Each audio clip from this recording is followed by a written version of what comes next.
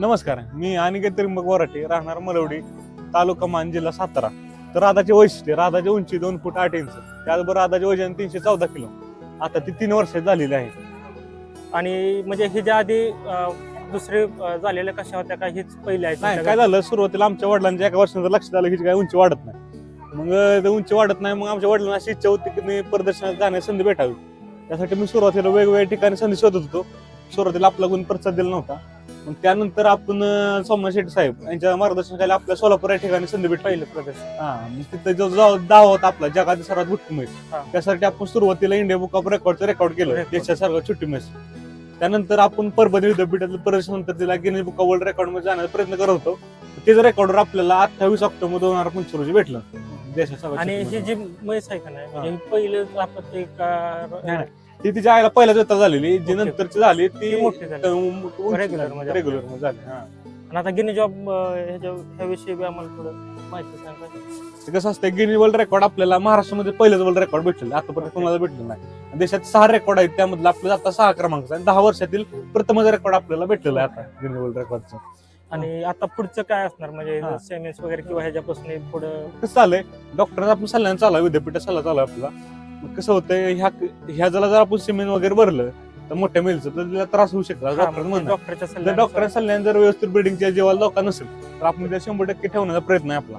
हो. आणि सगळ्यात मोठी कुठले प्रदर्शन केलेले आहेत आपण? आतापर्यंत आपण भरपूर ठिकाणी, सुरुवातीला सोलापूर झालं, नंतर निपाणी, कर्नाटक मध्ये वेगवेगळ्या ठिकाणी, आणि पुसेगाव. आता ह्याच्या नंतर मोठं प्रदर्शन कुठं काय? आता कसं होणार आहे, तिचं महापुष 2 एक्सपो 2026 मध्ये जो पर्यावरणात तिथं होणार आहे, तर महाराष्ट्र शासनाकडून आपण 1 नंबर सिलेक्शन झालं आहे. ओके, आता तिथे एक खास आकर्षण म्हणून त्या प्रदर्शन आपल्याला बोलवण्यात आले. बोलू.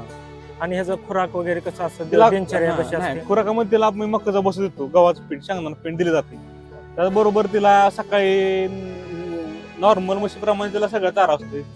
ओके, म्हणजे घरीच मका, असतं, वैरण, चारा घरी वगैरे normal घरीच जागेवर. हो, सगळं जागा. चालणं वगैरे कधी व्यायाम वगैरे? सकाळी असतो, सकाळ संध्याकाळी 2 तास असतो तिला फिरवे सोडण्यात येतो तिला. आणि प्रदर्शन आणल्यावर असं त्रास वगैरे म्हणजे नाही, उभं त्रास राहणं नाही तिला, वगैरे? सगळ्या जी नॉर्मलच आहे, म्हणजे तिला सवय झाली आता माणसाने बऱ्यापैकी, होय. त्यामुळे ती नॉर्मल राहते. ओके, चालतंय. आतापर्यंत तिला महत्वाचं म्हणजे पहिल्या प्रदर्शनात तिला 5 लाख रुपयाची मागणी झाली. हो, मागणी जशी जशी हळू पुढे गेली, जसं जसं तसं आतापर्यंत तिला 75 लाख रुपयाची मागणी मागणी झालेली आहे. ओके. पण आमच्या वडिलांना कसं आहे, इंटरनॅशनल सिलेक्शन होणार आहे पुढच्या महिन्यात. इंटरनॅशनल मधून ते आपल्या भारतीय देशात इंडियाकडून एक युनिक पीस सादर करण्याचा आपल्याला संधी भेटणार आहे. पूर्ण भारताच्या वतीने. भारताच्या वतीने. मग ते आपल्याला त्या संधी सोडून करायची. त्यामुळे आपला तर आता तर विचार नाही ना विकणार त्याला. ओके, म्हणजे लक्ष्मी म्हणायचं हो, राजा. हो. धन्यवाद. चालतंय. तर आपण पाहू शकतो की प्रदर्शनासाठी राधाला कशा प्रकारे तयार करण्यात येते. अगोदर तिला अंगावरती पाणी टाकून स्वच्छ असं पुसून घेतलेलं आहे आणि त्यानंतर तिला तयार करण्यात येत आहे. तर या प्रदर्शनातील खास आकर्षण असलेली ही जगातील सर्वात बुटकी म्हैस राधा, जिचे भारतामधील पहिले Guinness book of world record आणि इंडिया बुक ऑफ रेकॉर्ड मध्ये नोंद झालेली आहे. तर ही म्हैस जर तुम्हाला पाहायची असेल तर कृषी प्रदर्शनाला नक्की भेट द्या. तुम्हाला तिथे राधा नक्की पाहायला